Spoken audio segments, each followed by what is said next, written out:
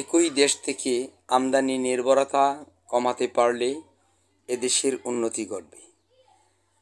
একই দেশ থেকে আমদানি না করে বিভিন্ন দেশ থেকে আমদানি করার সুযোগ করে নিলে সেখানে একটা বিবেক বিবেচনা থাকে, এমনকি একটা বিশ্লেষণের বিষয় থাকে যে আমরা আরও কম মূল্যে কিছু পাচ্ছি কিনা।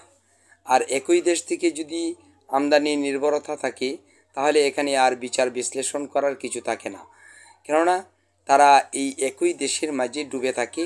আর বাহিরের যে দেশগুলি আছে যারা নাকি রপ্তানি করে থাকে সেগুলি দেশের প্রতি কোনো খেয়াল থাকে না। বিশেষ করে সুতা আমদানিতে ভারত থেকে যে মূল্যে আনা হচ্ছে তার থেকেও কম দামে তুর্কিস্তান, উজবেকিস্তান, চীন কিংবা অন্যান্য দেশ থেকে আনা যায়। সেই বিষয়টি সরকারকে ভাবা উচিত, এমনকি এদেশের মানুষ জনতা কী করে বাঁচবে সেই বিষয়টি ভাবা দরকার।